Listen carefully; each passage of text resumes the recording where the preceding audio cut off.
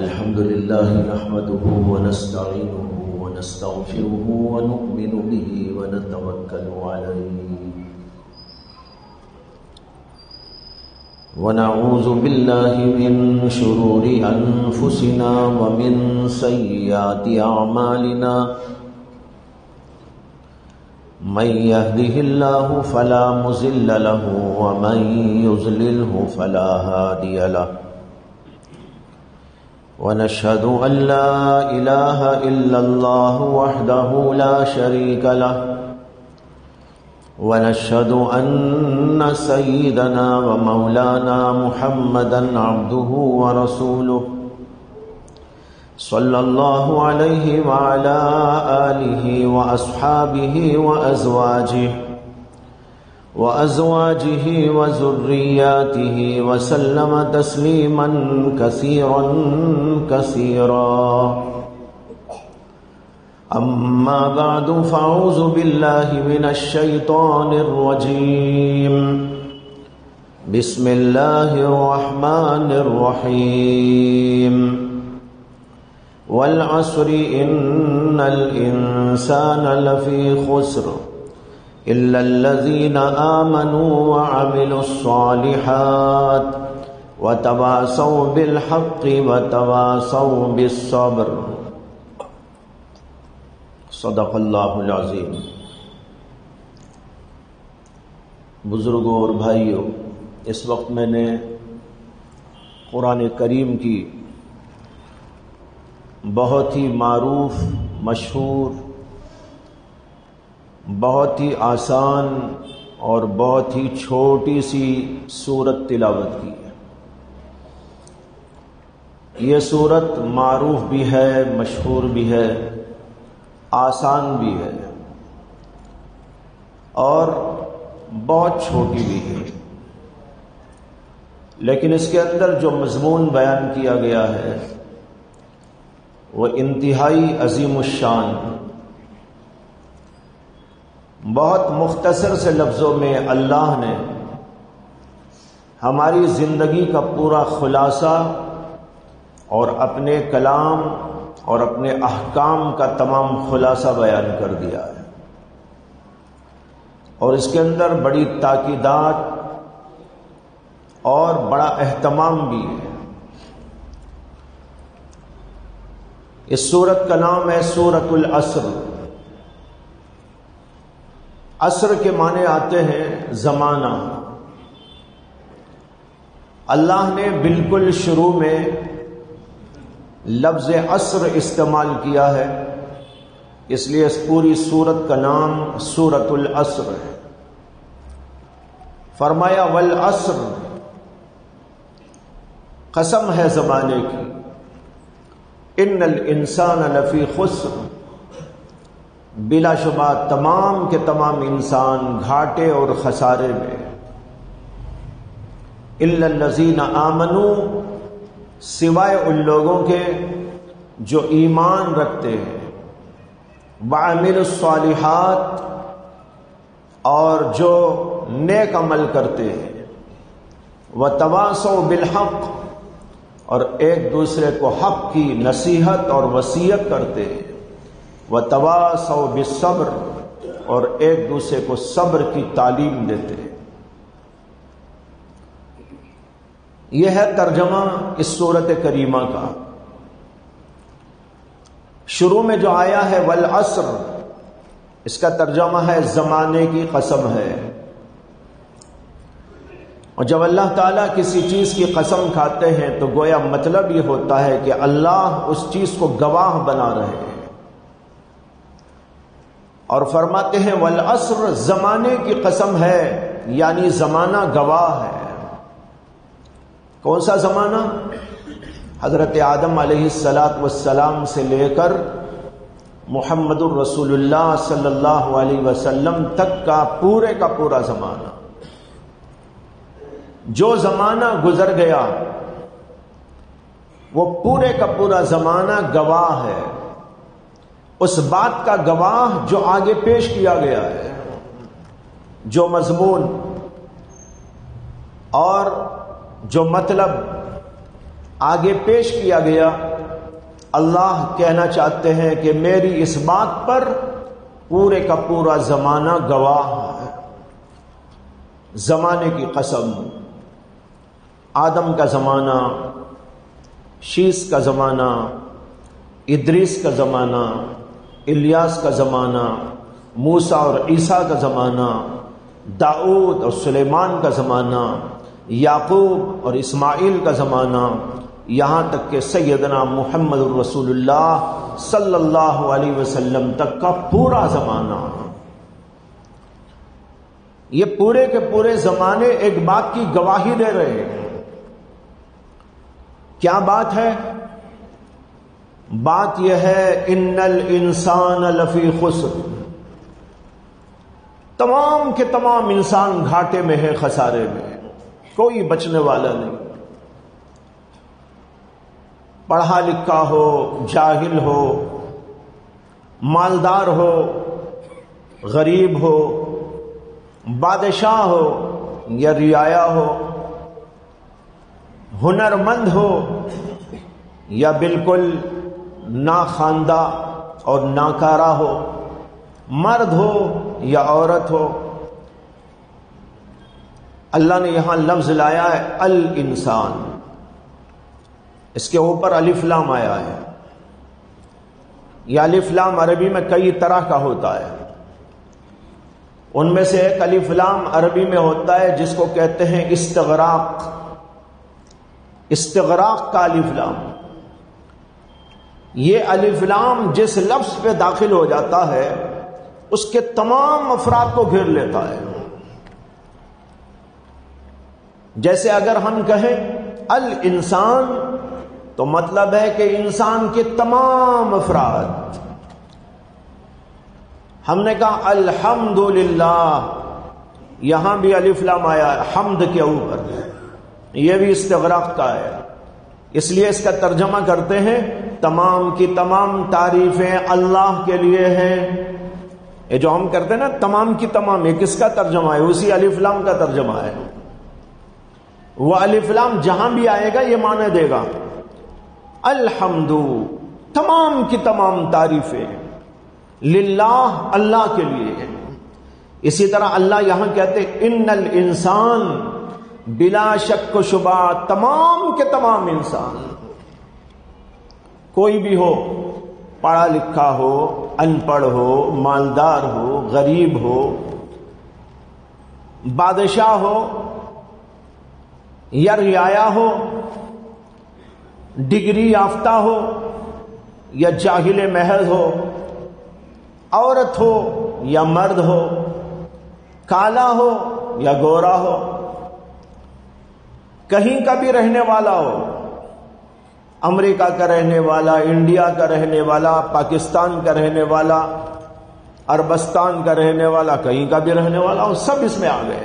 ان الانسان، تمام کے تمام انسان لفی خسر، گھاٹے میں۔ بھائیو یہ اللہ کا کلام ہے، کسی انسان کا کلام نہیں۔ اس اللہ کا کلام جس سے زیادہ کوئی سچا نہیں، جس سے زیادہ کوئی واقف کار نہیں، جس سے زیادہ کوئی جانکار نہیں، وہ اللہ فرما رہے ہیں۔ اور اللہ خود ہی فرما دیتے تو تب بھی کافی ہی تھا ہمارے لیے، اگر اللہ کہتے بغیر کسی دلیل کے کہتے اور کہتے ان الانسان لفی خسر تو کافی تھا، لیکن اللہ نے گواہ بھی بنایا، اور گواہ بناتے ہوئے پورے زمانوں کو پیش کر دیا۔ والعصر، زمانہ گواہ ہے، میں زمانے کی قسم کھا کر کہتا ہوں ان الانسان لفی خسر، کہ تمام کے تمام انسان گھاٹے و خسارے میں ہے۔ کیا مانے گھاٹے و خسارے میں؟ ناکام ہیں، ان کی دنیا کی زندگی ہو یا آخرت کی زندگی، دونوں جگہ وہ ناکام ہیں۔ اگر مال کو لے کر وہ سمجھ رہے ہیں کہ میں کامیاب، وہ جھوٹا ہے۔ اگر ڈگری کو لے کے سمجھتا ہے کہ میں کامیاب، تو وہ دھوکہ کھا رہا ہے۔ اگر عہدوں اور منصبوں کو لے کر سمجھ رہے کہ میں کامیاب، بہت بڑی غلط فہمی میں۔ اللہ کہتے ہیں تمام کے تمام انسان گھاٹے میں ہیں، خسارے میں ہیں، کامیابی ان کو حاصل نہیں ہے، نہ اس دنیا میں نہ آخرت کی زندگی میں۔ ہاں مگر چند لوگ ایسے ہیں جو گھاٹے اور خسارے سے بچ جانے والے ہیں۔ وہ کون لوگ ہیں؟ اللہ نے آگے کہا الا الذین آمنوا وعملوا الصالحات وتواصوا بالحق وتواصوا بالصبر۔ جو یہ 4 کام کرنے والے لوگ ہیں وہ لوگ گھاٹے سے خسارے سے بچنے والے ہیں، وہ کامیاب ہے۔ باقی ان کے علاوہ کسی بھی قسم کا ہو، کوئی بھی ہو، کہیں کا بھی ہو، کیسا بھی ہو، لیکن وہ کامیاب نہیں۔ اگرچہ وہ دھوکے میں آ کے سمجھ رہا ہوں میں کامیاب ہو گیا ہوں، میرے پاس 50 ڈگریاں ہیں میں بہت کامیاب، میرے پاس مال ہے، جائیداد ہے، میں بڑا کامیاب، میرے پاس میں بلڈنگیں ہیں، میں بہت کامیاب، میرے پاس میں فلاں چیزیں ہیں، میں بہت کامیاب۔ یہ اس کا دھوکہ ہے، غلط فہمی ہے، بہت بڑی غلط فہمی ہے۔ جیسے فرعون سمجھ رہا تھا کہ میں کامیاب اس لیے کہ میرے پاس حکومت ہے، میرے پاس طاقت ہے، دھوکے میں تھا۔ قارون سمجھ رہا تھا کہ میں بہت بڑا کامیاب اس لیے کہ میرے پاس تو جائیداد ہی جائیداد، املاک ہی املاک، مال ہی مال، پیسہ ہی پیسہ، لیکن وہ بھی ناکام ہوا۔ قوموں کی قومیں بڑی طاقت والی، بڑی ہنرمند، جیسے کہ قوم عاد اور قوم سمود۔ قوم عاد اور قوم سمود بہت بڑی طاقتور طاقتیں تھیں، طاقتور قومیں تھیں۔ اللہ نے جگہ جگہ ان کا ذکر کیا ہے اور ان کی طاقتوں کا بھی ذکر کیا ہے، کیسی طاقت والے تھے، اور ان کے ہنروں کا بھی ذکر کیا ہے۔ مثلا اللہ نے کہا وَتَنْحِتُونَ الْجِبَالَ بُيُوتًا، بہت بڑے انجینئر تھے، زبردست انجینئری کا فن ان کو حاصل تھا، عجیب و غریب ٹیکنالوجی ان کو حاصل تھی، سائنس اور ٹیکنالوجی کے علوم کے ماہر تھے۔ ان کے زمانے میں جتنا علم تھا، جو لوگ سمجھتے ہیں ٹیکنالوجی آ جائی ہے، جو لوگ یہ سمجھتے ہیں سائنس کا علم آ جایا ہے، بڑے غلط فہمی میں ہیں۔ ہر زمانے میں اس دور تک کی جتنی ٹیکنالوجی اور جتنا علم تھا وہ لوگوں کو حاصل تھا۔ جیسے آج ہم لوگ ہیں، ہم لوگ کیا سمجھ رہے ہیں؟ ہم ایسے دور میں ہیں کہ بس ہم آسمان سے باتیں کر رہے ہیں، ہماری ٹیکنالوجی بہت اونچے درجے کی ہے، ہمارے ہاں کا اس دور کا علم بہت اوپر کو پہنچ گیا ہے، اس میں کوئی شک نہیں کہ بہت اونچے درجے کو پہنچ گئے ہیں۔ لیکن جب ہم لوگ مر کے چلے جائیں گے، سائنس اور بھی ترقی کرے گی، بعد میں جو لوگ آئیں گے اور وہ ٹیکنالوجی کے اور علوم اور فنون اور ایجادات اور حیرت انگیز چیزیں جب ان کے سامنے آئیں گی اور وہ پڑھیں گے کہ ایک دور میں کچھ لوگ تھے وہ فلائٹوں میں اڑ کے جاتے تھے، وہ کہیں گے ارے فلائٹ، ترقی نہیں تھی ان لوگوں کو، ہمارے دور میں دیکھو کیا چیز آئی ہے۔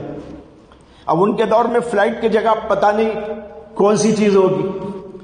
جس دور کے لوگ پہلے گزر گئے ان کے پاس فلائٹیں نہیں تھی، آج ہم ان کو کہتے ہیں ارے وہ سائیکل والے، وہ بس والے، وہ آٹو والے، لیکن یہ دور تو ترقی کا دور ہے۔ پہلے زمانے میں حج کو جاتے تھے تو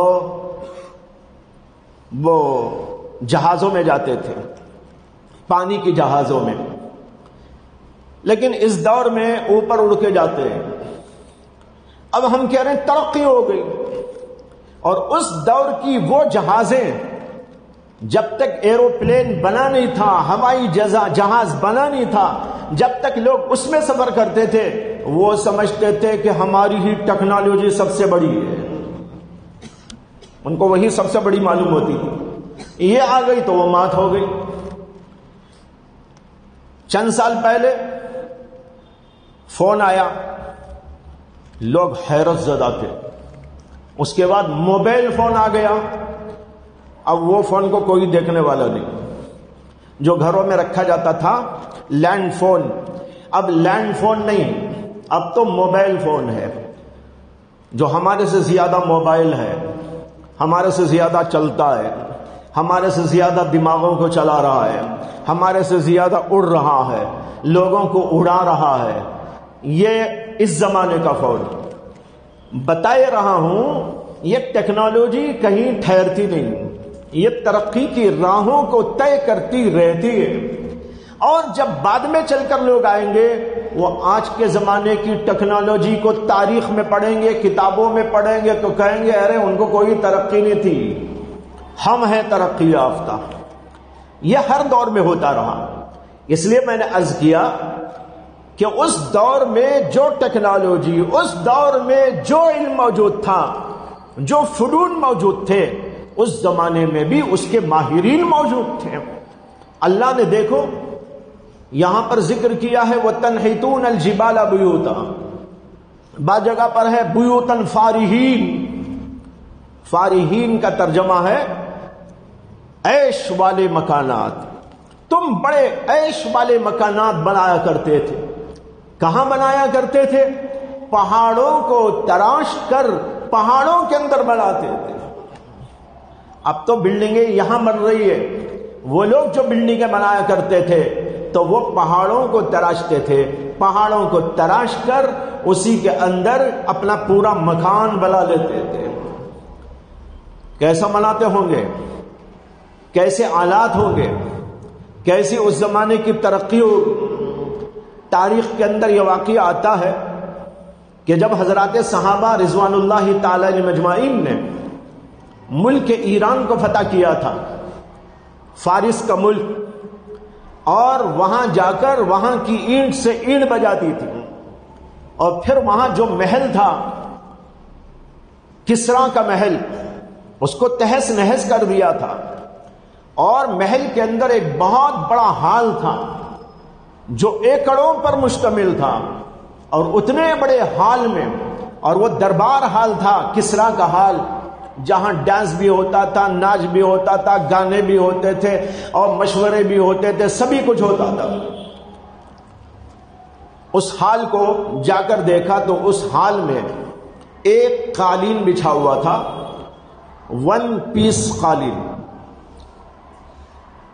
یہاں بھی مسجد میں دیکھیے 1 پیس کا نہیں ملے گا آپ کو، لیکن انہوں نے بنایا تھا اس دور میں. کون سا دور ہے یہ؟ دور اللہ کے نبی کے پہلے کا دور. اس زمانے میں کبھی بنایا ہوگا. اور حضرات صحابہ نے اس کو جو فتح کیا تھا وہ حضرت عمر بن خطاب رضی اللہ عنہ کے دور میں فتح کیا تھا. اور جب فتح کر کے وہاں گئے اور انہوں نے دیکھا کہ اس کے محل کے اندر 1 پیس کا قالین بچھا ہوا تھا، اور وہ 1 پیس کا قالین کئی ایکڑوں پر مشتمل تھا. اتنا لمبا چوڑا اور اتنا موٹا، اور اس کے اندر سونے و چاندی کے تاروں سے کام کیا گیا تھا. جگہ جگہ بیل بوٹے بنائے گئے تھے. اس کے اندر عورتوں اور مردوں کی تصویریں بھی سونے و چاندی کی تاروں سے بنائے گئے تھے. اور کوئی شراب پیتا ہوا، کوئی زنا کرتا ہوا، کوئی ناچتا ہوا، کوئی گانا بجاتا ہوا، اس پر ڈیزائن کیا گیا تھا. یہ ان کی تہذیب تھی. اس تہذیب کے مطابق انہوں نے بنایا 1 پیس کا قالین. حضرات صحابہ نے اس 1 پیس کے قالین کو لپیٹا. اتنا موٹا، اتنا لمبا اور چوڑا، اور حضرات صحابہ نے کندھوں پہ ڈال کے اس کو مدینہ لا کے پہنچا دیا تھا. آپ یہ قالین اٹھا کے بازو گھر نہیں پہنچا سکتے. انہوں نے اتنے موٹے اور دبیز اور سونے و چاندی کے تاروں کا کام کیا ہوا اس کو لپیٹا اور لے کر آ گئے مدینہ منورہ. بہرحال بتائے رہا ہوں یہ بھی تو ٹیکنالوجی ہی ہے یا نہیں ہے؟ نام آپ اس زمانے میں ٹیکنالوجی نہیں اب بولتے ہیں، لیکن ہے تو وہی چیز. تو اس زمانے میں یہ سب کچھ موجود تھا. لیکن بھائیوں کچھ کام نہیں آیا، نہ کوئی ٹیکنالوجی کام آئی، نہ سائنس کام آئی، نہ ڈگری کام آئی، نہ عہدے اور منصب کام آئے، نہ حکومت و طاقت کام آئی، نہ اور کوئی چیز کام آئی۔ اللہ نے قرآن میں جگہ جگہ یہ سب مثالیں دی ہیں، قوم عاد کی مثال، قوم سمود کی مثال، اور جو ہے فرعون کی مثال، اور اسی طرح یہ قارون کی مثال۔ کسی کو مالدار بنا کر پیش کیا گیا، کسی کی حکومت کو مثال دے کر سمجھایا گیا، طاقتوں، قوتوں اور قوموں اور قبائل کا ذکر کیا گیا، ان کے فنون اور علوم کا تذکرہ کر کے بتایا گیا۔ یہ سب کے سب ناکام ہوئے، کوئی بھی ان میں ایسا نہیں جو کہا جائے کہ یہ کامیاب ہو گیا۔ معلوم ہوا کوئی چیز کام نہیں آ رہی۔ اللہ نے اسی کو قسم کھا کے کہا والعصر، زمانے کی قسم ہے۔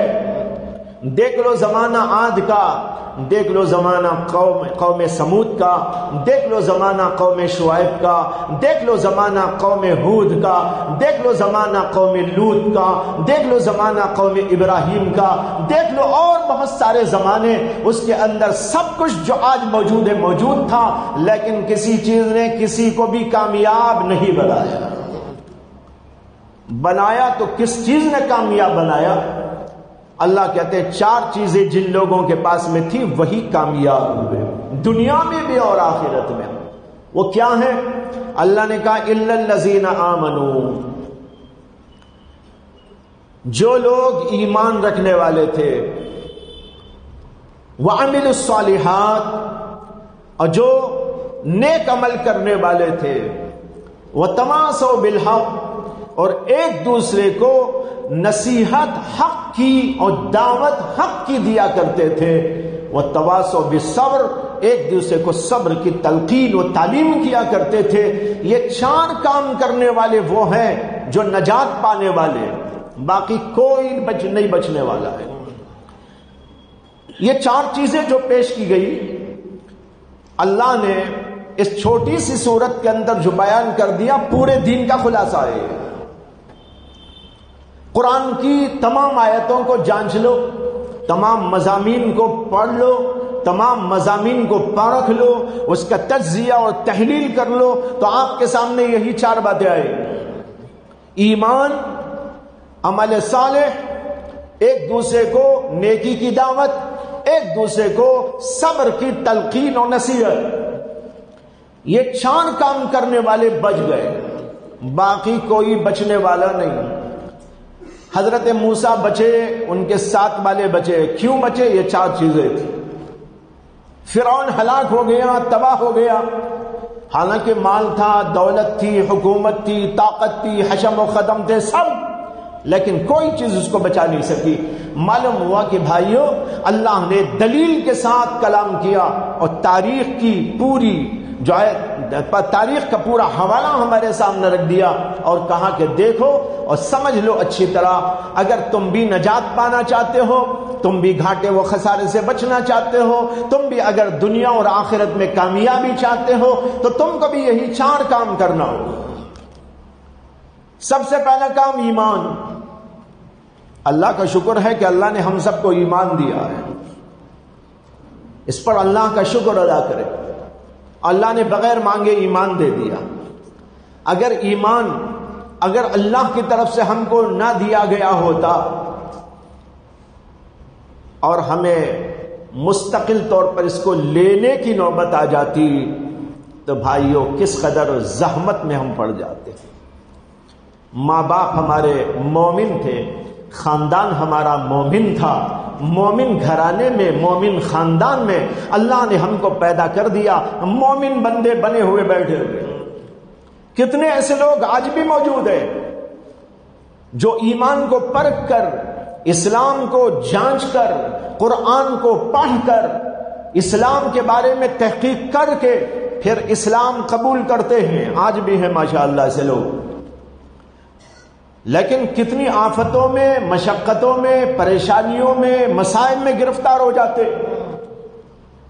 جب وہ ایمان لاتے ہیں اپنے خاندان سے کٹتے، ماں باپ سے کٹنا ہے، بیوی بچوں سے کٹنا ہے، خاندان کے لوگوں سے کٹنا ہے، اپنے خاندان کو چھوڑنا ہے، اپنے اس پرانے مذہب کو چھوڑنا ہے، اسلام کو قبول کرنا ہے۔ جو ہی اسلام قبول کرتا ہے سب اس کے مخالف ہو جاتے ہیں، اسے مارتے بھی ہیں، قید خانوں میں ڈال دیتے ہیں اور مختلف اذیتیں اس کو پہنچانے کی کوشش کرتے ہیں۔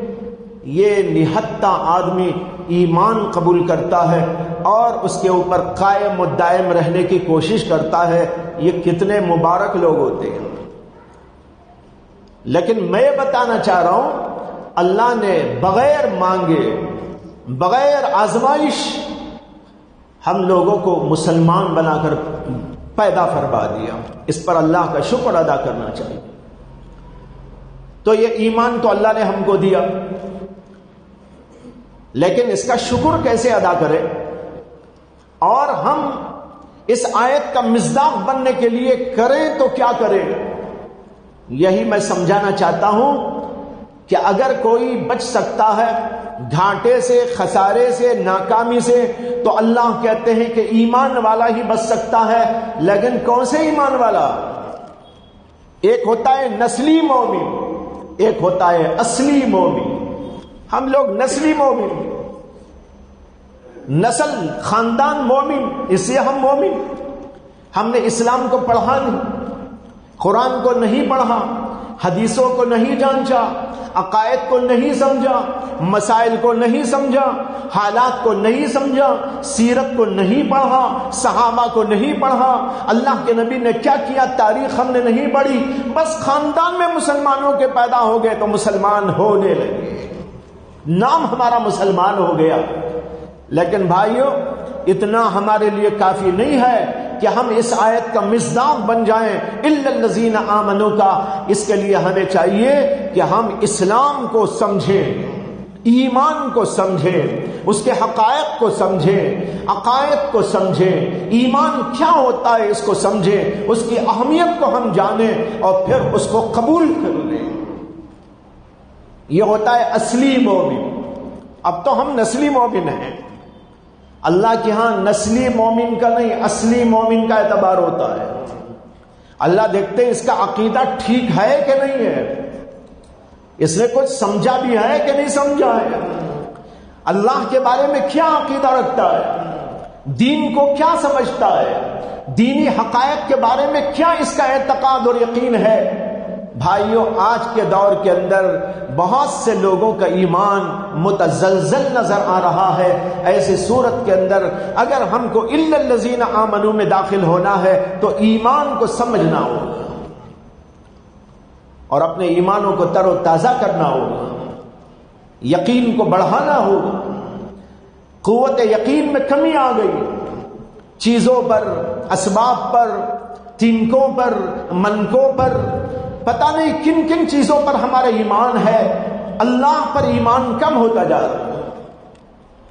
لہذا ہمیں چاہیے کہ اپنے ایمانوں کو مضبوط بنائیں، کامل مومن بننے کی کوشش کریں اور اس آیت کا مصداق بنے جس میں کہا گیا ہے الا الذین آمنوا، سوائے ان لوگوں کے جو ایمان رکھتے ہیں، کامل ایمان رکھتے ہیں، یقین کامل رکھتے ہیں اللہ پر، اللہ کے نبیوں پر، اللہ کے پیغمبروں پر، کتابوں پر، آخرت پر۔ ہمارے آخرت کا ایمان کیسا ہے؟ آخرت کے بارے میں تو تصور اتنا دھندلا سا ہو گیا ہے، بس ایک دور سے ہم ایسا سمجھ رہے ہیں کچھ ہے، ہونے والا ہے، حالانکہ وہ تو بھائی بالکل بازو ہے۔ آج دم ٹوٹا، آخرت شروع ہو گئی۔ ایک صحابی آئے نبی اکرم صلی اللہ علیہ وسلم کی خدمت اقدس میں اور انہوں نے کہا کہ یا رسول اللہ، قیامت کب آئے گی؟ نبی اکرم صلی اللہ علیہ وسلم نے ان سے پوچھا کہ تم نے قیامت کے لیے تیاری کیا کی ہے؟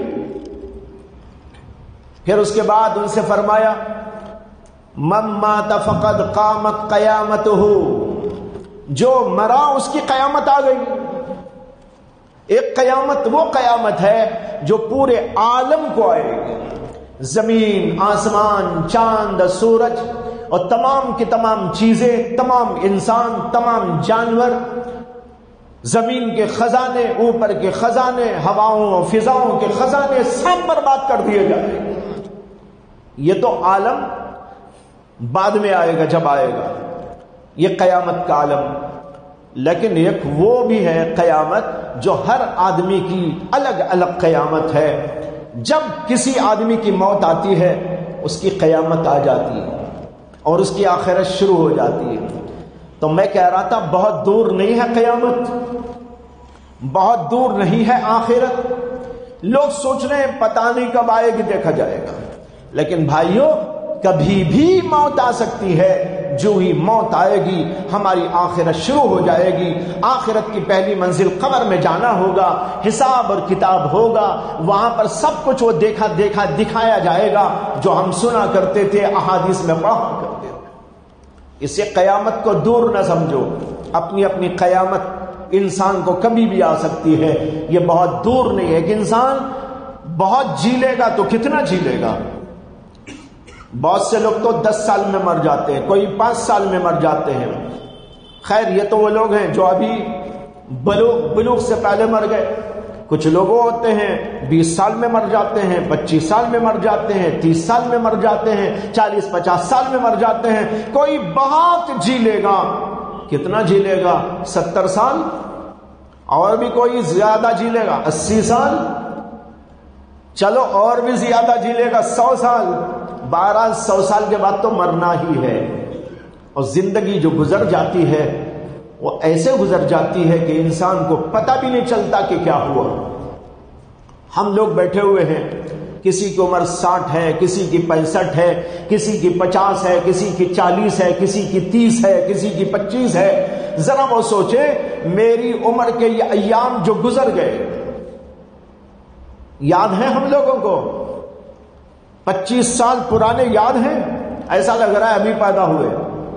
60 سال والے کو پوچھو وہ بھی کہے ارے مجھے تو ایسا لگ رہا ہے کہ ابھی پیدا ہوا ہوں۔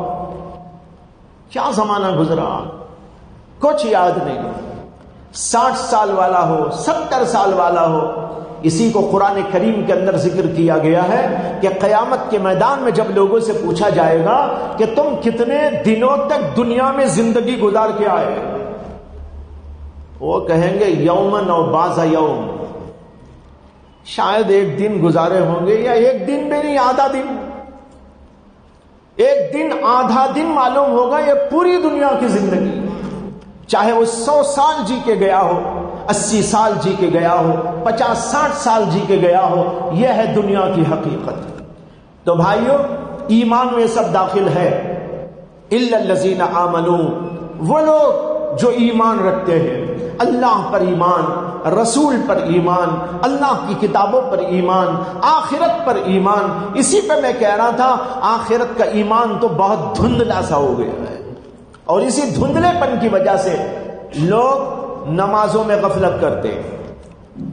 انہیں احساس ہی نہیں ہے کہ پوچھ ہونے والی ہے، آخرت آنے والی ہے، لوگوں کو دھوکہ دیتے ہیں، انہیں احساس نہیں ہے کہ اس کا جواب مجھے دینا ہو، ایک دوسرے کا حق مارتے ہیں، انہیں اس بات کا احساس نہیں ہے ایک ایک چیز کے بارے میں پوچھا جائے گا۔ حدیث میں آتا ہے کہ نبی اکرم صلی اللہ علیہ وسلم نے ایک بار کھانا کھایا، اور وہ بھی 3 دن کے فاقے کے بعد حضرت ابو بکر اور عمر بھی ساتھ میں موجود تھے۔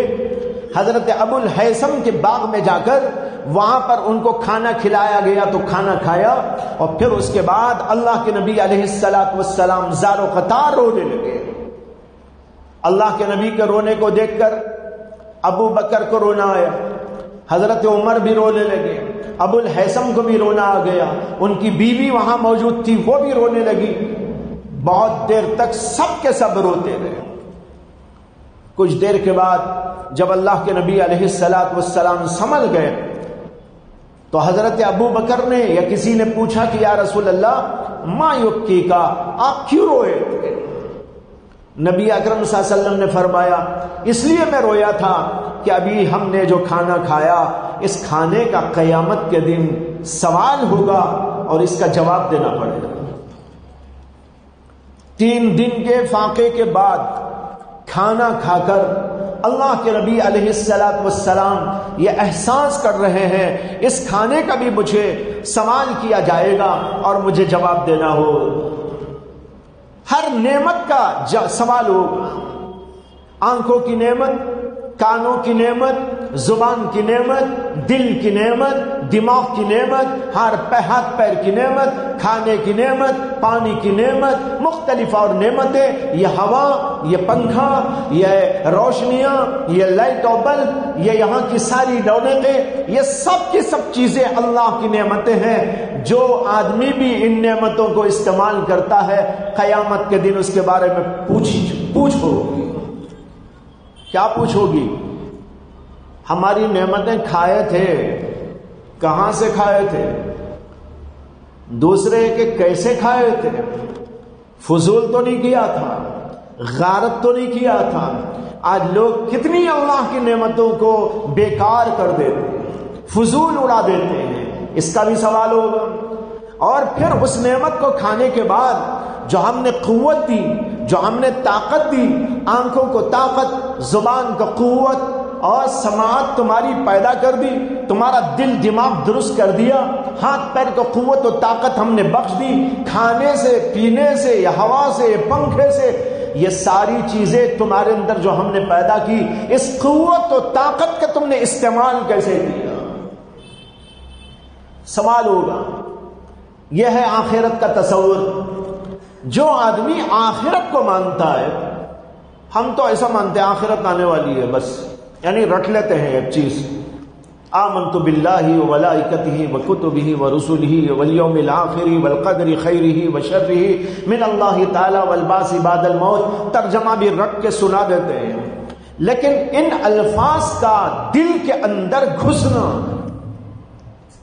یہ نہیں.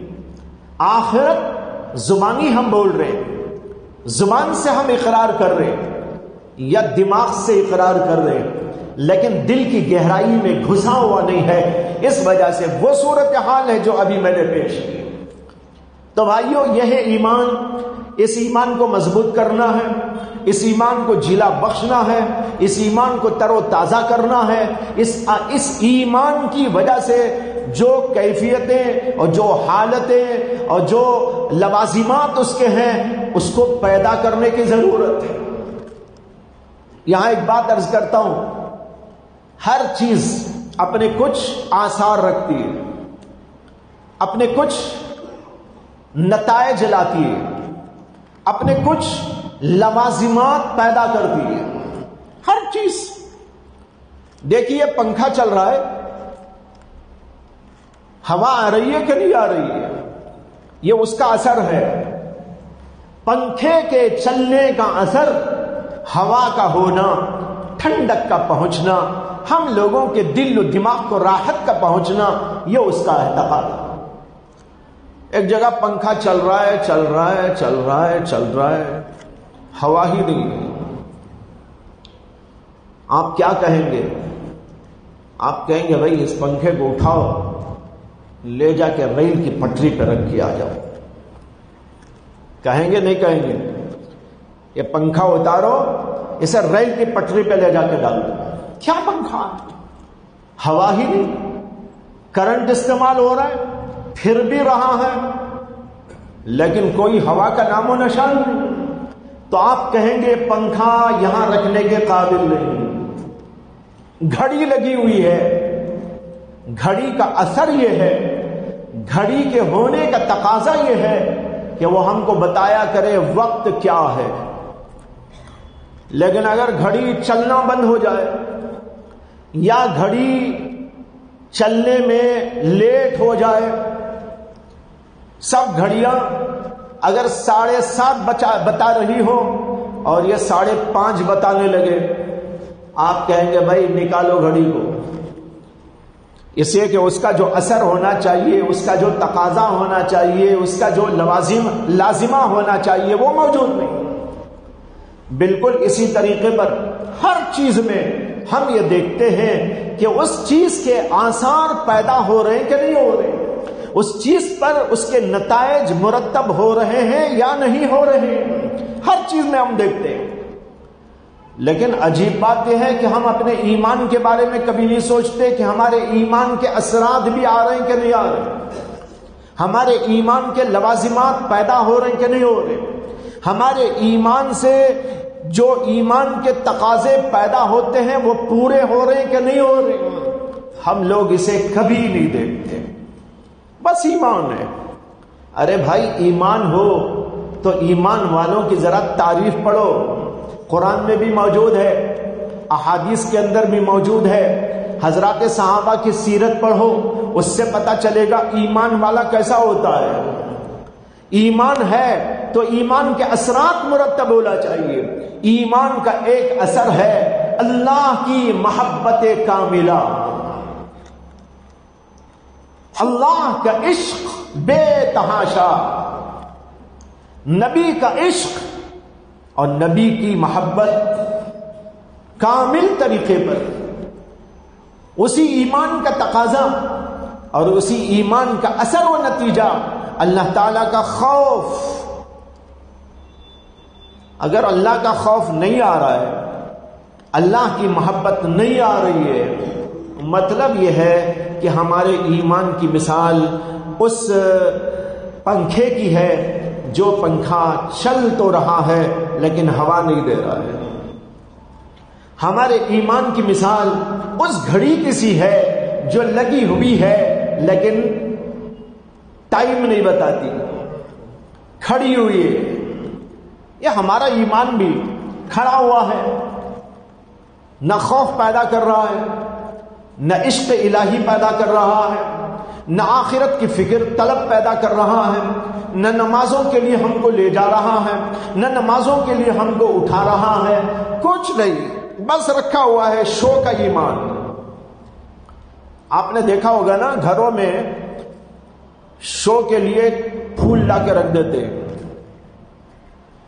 اس کے اندر کوئی بو باس نہیں ہوتی، کاغذی پھول۔ ایک ہوتے ہیں وہ پھول جس کو آپ رکھ دیں تو پورے کا پورا علاقہ معطر ہو جائے، ہر جگہ پر اس کی خوشبو پھیلنے لگ جائے۔ لیکن یہ ایسا پھول ہوتا ہے کہ آپ سونگھیں گے اور اپنی ناک کو پوری طرح اس پہ رگڑ بھی ڈالیں گے تو اس کے اندر سے کبھی بول نہیں آ سکتی۔ ہمارے ایمان کا بھی یہی حال ہو گیا ہے کہ ایمان جو ہے وہ کاغذی پھول کی طرح ہے کہ اس کے اندر سے کوئی اس کی خوشبو نہیں آ رہی۔ ایمان کی خوشبو کیا ہے؟ ایمان کی خوشبو اللہ کا ذکر، ایمان کی خوشبو اللہ کا عشق، ایمان کی خوشبو آخرت کی طلب، ایمان کی خوشبو اللہ کے نبی سے عشق، اور اسی طریقے پر اللہ کا خوف اور خشیت، اور اس ایمان کی خوشبو اللہ تعالیٰ سے تقوی۔ یہ چیزیں اگر ایمان کے ساتھ میں جڑی ہوئی ہے، معلوم ہوتا ہے کہ ایمان اپنا کام کر رہا ہے، ایمان چل رہا ہے، ایمان زندہ ہے، ایمان میں طاقت ہے، ایمان کے اندر جو ہے کام کرنے کی صلاحیت ہے، وہ اپنے کام پہ لگا ہوا ہے۔ لیکن اگر یہ چیزیں اس کے اندر نہیں پیدا ہو رہی ہیں تو اس کا مطلب یہ ہے کہ وہ کاغذی پھول ہے، نہ چلنے والا پنکھا ہے، ٹائم نہ بتانے والی گھڑی، یعنی اس ایمان کے اندر سے روح موجود نہیں، روح نکل گئی۔ بھائیو، یہ ہم الذین آمنوا کے مصداق اس وقت ہوں گے جب کہ ہمارا ایمان ایسا ہو جائے گا۔ میں واقعہ اکثر سنایا کرتا ہوں، ایک عورت کا واقعہ، ایک لڑکی کا واقعہ، جو ایمان والی ایمان لائی، اور اس کی ماں جب اسے معلوم ہوا تو اس کو اذیت دیتی تھی، تکلیف پہنچاتی تھی، اور سب سے بڑی مصیبت اس کی یہ تھی کہ وہ کھانا کھلاتی تھی جو شریعت کے خلاف تھا، حرام چیزیں کھلاتی تھی، اور اس سے بڑی مصیبت یہ تھی کہ وہ لڑکی کہیں بھی نماز پڑھنے کے لیے کھڑے ہو کر مصلی بچھاتی تھی تو اس کو نماز پڑھنے نہ دیتی تھی، مارتی تھی، ڈھکل دیتی تھی، یہ کرتی تھی، وہ کرتی تھی، یہاں تک کہ وہ نماز پڑھنے میں کامیاب نہ ہو سکتی۔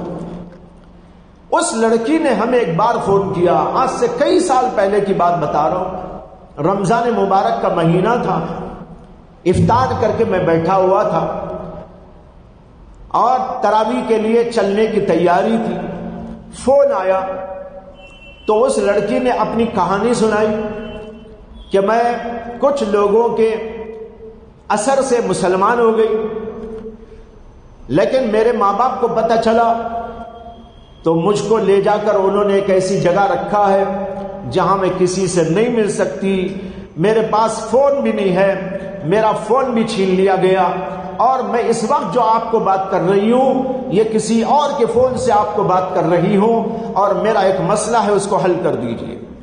میں نے کہا کیا ہے؟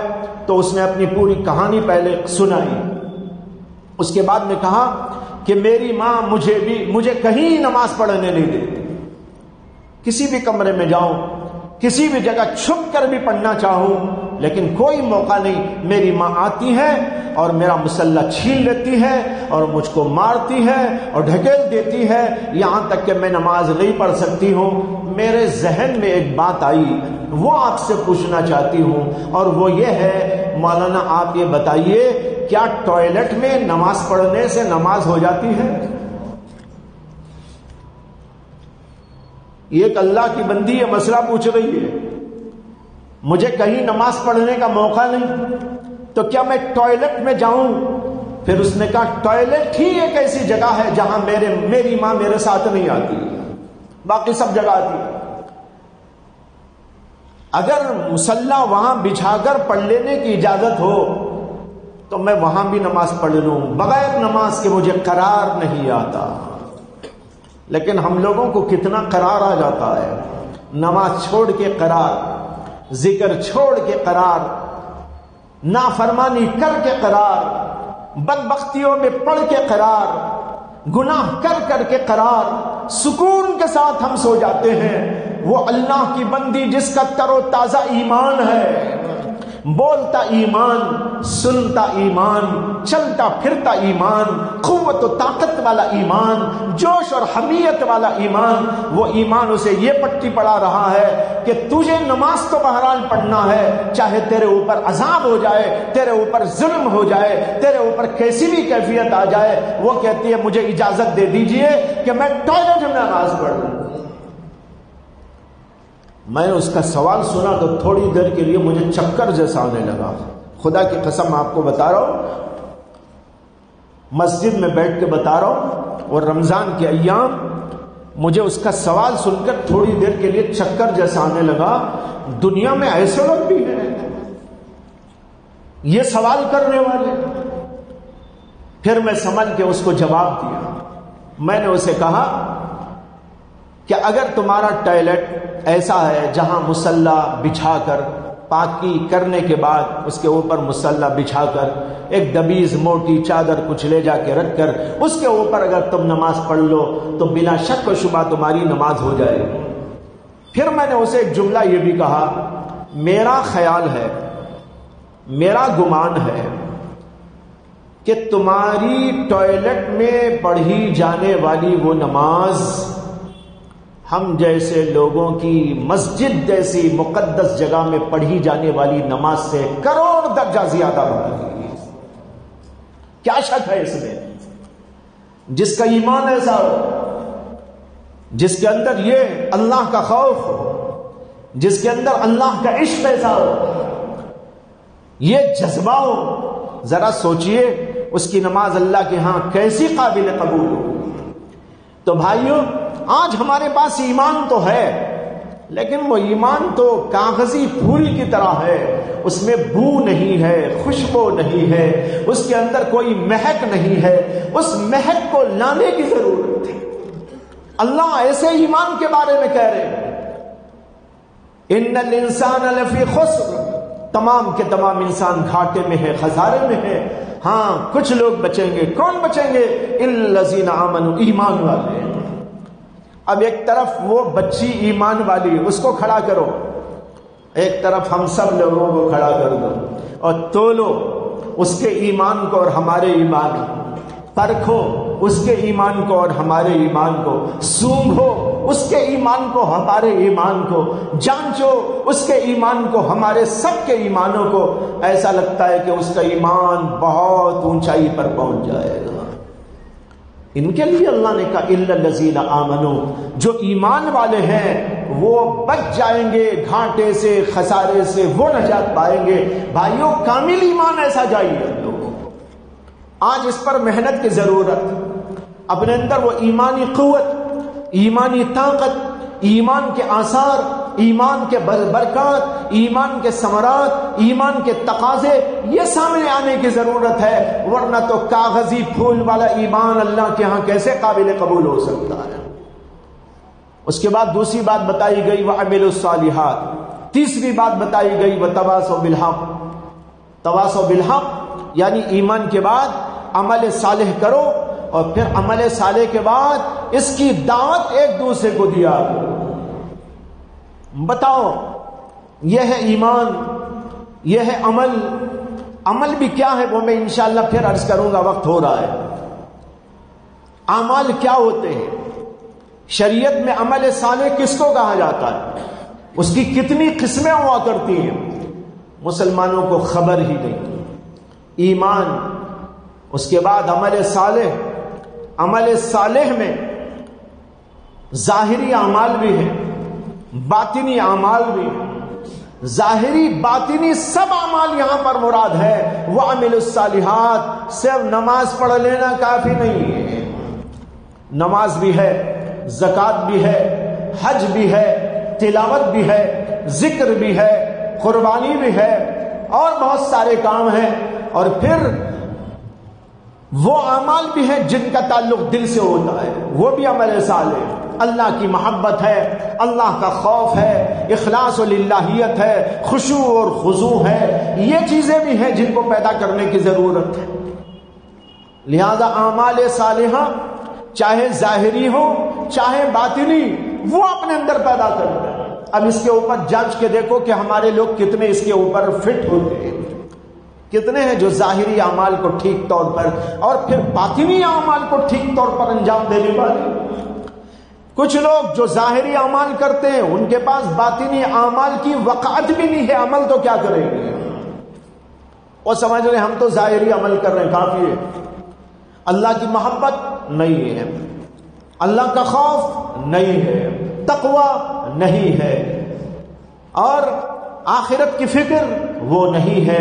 کچھ ظاہری اعمال کرتے چلے جا رہے ہیں. بھائیوں، ظاہری اعمال باطنی اعمال دونوں عمل صالح کے اندر داخل ہیں. جب یہاں تک پہنچے آدمی، اس کے بعد اس بات کی کوشش کرے کہ دوسروں کو بھی بتائے، دوسروں کو بھی سمجھائے، دوسروں کو وصیتیں کرے، دوسروں کو نصیحتیں کرے کہ سارے مسلمان اور سارے دنیا کے لوگ ایمان میں آ جائیں، اعمال صالحہ اختیار کر لے، نیکی کے راستے پر وہ آ جائیں. اسی کا نام ہے دعوت و تبلیغ. جو ایمان ہم کو ملا، جو اعمال ہم نے لیے اور اس کی ہم نے پریکٹس کی، ظاہری اعمال بھی باطنی اعمال. اور یہ جو مجلس یہاں پر لگائی جاتی ہے، اس مجلس کا زیادہ تر مقصد یہ ہوتا ہے لوگوں کو باطنی اعمال کی طرف متوجہ کیا جائے، اللہ کی محبت کی طرف، نبی کی محبت کی طرف، اخلاص کی طرف، للہیت کی طرف. اندرونی طور پر آدمی بنتا چلا جائے، نیکی کے جذبات اس کے اندر پیدا ہو جائے، اس کے دل کے اندر سے برائیاں کھرچ کھرچ کے نکالی جائے، حسد نکل جائے، بغض نکل جائے، کینہ نکل جائے، دنیا کی محبت نکل جائے، غفلت نکل جائے، اور اسی طریقے کی بہت ساری بیماریاں، تکبر، بڑائی، اپنی خود پسندی اور پتہ نہیں کیسی کیسی بیماریاں دل کو اجاڑ کے رکھ دیتی ہیں. ان بیماریوں کو ختم کیا جائے، اچھائیوں کو پیدا کیا جائے. یہ ہے اعمال صالحہ. اللہ نے کہا وَعَمِلُوا الصَّالِحَاتِ، نیک عمل. نیک عمل کے بعد دوسروں کو بھی بتاؤ کہ بھائی تم بھی اللہ والے بنو، تم بھی نیکی کے راستے پر آؤ، نمازوں کی پابندی کیا کرو، نمازوں میں اخلاص پیدا کیا کرو، نمازیں خشوع و خضوع سے پڑھا کرو، اللہ کا ذکر بھی کیا کرو. اللہ کے ذکر سے دل کی کیفیت بدل جاتی ہے.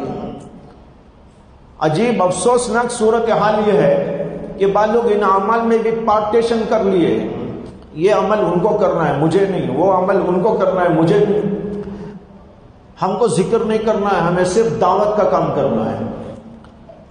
وہ کہتا ہے کہ نہیں بھائی ہم کو تو ذکر کرنا ہے، دعوت کا کام نہیں کرنا ہے۔ ارے بے وقوف بندو، اللہ نے سب ملا کر تم کو دیا اور تم ایک کو نکالتے ہو، ایک کو رکھتے ہو۔ تؤمنون ببعض وتکفرون ببعض، بعض پر ایمان، بعض پر جو ہے انکار۔ ذکر بھی ہے، دعوت بھی ہے، علم بھی ہے، تقوی بھی ہے، طہارت بھی ہے، فکر بھی ہے، ساری چیزیں مل ملا کر دین ہے۔ بریانی جو پکتی ہے نا، کتنی چیزیں پڑتی ہیں، اس میں مسالہ بھی ہے، اس میں گوشت بھی ہے، اس میں چاول بھی ہے، اس کے اندر مختلف مسالے جات ہیں اور خاص مقدار کے ساتھ بھی ہیں، اور خاص انداز سے پکوان بھی ہے۔ جب اس طرح خاص انداز پر خاص مقدارات کے تحت وہ چیزیں ڈال ڈال کر پکوان کر کے بریانی تیار ہو کے آتی ہے، تب آپ کھاتے ہیں ماشاءاللہ سبحان اللہ۔ اگر کسی نے کہا نہیں بھائی میں گوشت نہیں کھاتا اس لیے بریانی میں گوشت نہ ڈالو، ایک آدمی کہنے لگا نہیں چاول میں نہیں کھایا کرتا اس لیے بریانی میں چاول مت ڈالا کرو، ایک نے کہا نہیں مجھے تو بی پی کی بیماری ہے اس لیے اس میں مسالے مت ڈالو۔ بغیر مسالے کے بریانی، بغیر گوشت کے بریانی اور بغیر چاول کے بریانی، یہ تو وہی لطیفہ ہو گیا جو مولانا روم نے ایک جگہ بیان کیا ہے کہ ایک آدمی گیا ایک جو ہے وہ بدن گودنے والے کے پاس۔ پہلے زمانے میں اب بھی کرتے ہیں، بدن گودتے ہیں، یعنی تصویریں بناتے بدن پر۔ یہ ہندو لوگوں کے اندر دیکھا ہوگا آپ نے، یہاں پیٹھ پہ ڈال لیتے ہیں، یہاں ڈال لیتے ہیں، یہاں ڈال لیتے ہیں، یہاں ڈال لیتے ہیں، کچھ بتوں کی تصویریں وغیرہ۔ پہلے زمانے میں کچھ لوگ شیروں کی، ہاتھیوں کی، باغوں کی، ریچھوں کی بھی ڈال لیتے تھے پیٹھ پر یا ادھر ادھر، اس کو کہتے ہیں بدن گودنا۔ تو ایک آدمی بدن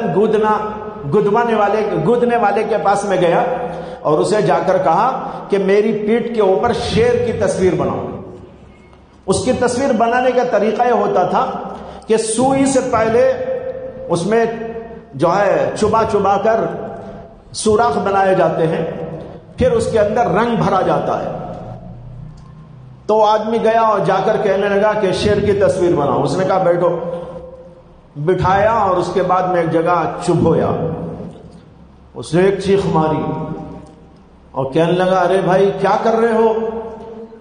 کہا کہ شیر بنا رہا ہوں۔ کہا کیا بنا رہے ہو شیر کا؟ کہنے لگا کہ میں شیر کا منہ بنا رہا ہوں۔ تو اس نے کہا ارے میاں یہ شیر کون سا کھانا ہے؟ اسے تو کھانا نہیں، یہ تو خالی تصویر ہے نا، اسے بغیر منہ کے بنا دو۔ اس نے کہا ٹھیک ہے، پھر اور ایک جگہ لگایا اور ایک چیخ مارا، پوچھنے لگا آپ کیا بنا رہے ہو؟ اس نے کہا پیٹ بنا رہا ہوں۔ اس نے کہا ارے جب کھانا ہی نہیں ہے تو پیٹ کی کیا ضرورت ہے؟ کھانا کھایا تو پیٹ، اب پیٹ کی بھی ضرورت نہیں، بغیر پیٹ کے بناؤ۔ اس نے کہا ٹھیک ہے میاں بیٹھو، پھر ایک اور جگہ چپ ہویا، اب کیا بنا رہے ہو؟ کہا پیٹ بنا رہا ہوں۔ کہا نہیں بغیر پیٹ کے بنا دو۔ ٹانگیں؟ نہیں اسے ٹانگوں کی بھی ضرورت نہیں، بغیر ٹانگوں کے بناؤ۔ مولانا روم لکھتے ہیں کہ اس کو غصہ آ گیا، اس نے جو اپنے ہاتھ میں سوئی تھی اس کو زور سے پھینکا اور کہنے لگا ایسا شیر جس کا منہ بھی نہ ہو، جس کا پیٹ بھی نہ ہو، جس کی پیٹھ بھی نہ ہو، جس کی آنکھیں بھی نہ ہو، جس کی ٹانگیں بھی نہ ہو، ایسا شیر تو خدا نے بھی نہیں پیدا کیا، میں کیسا بناؤں گا؟ ہماری مثال بھی ایسی ہوگی، ایسی بریانی بناؤ، ایک کہتا ہے نہیں اس میں گوشت نہیں چاہیے، گوشت نکالو، وہ کہتا وہ نکالو، یہ نکالو، ارے وہ بریانی کبھی نہیں بن سکتی۔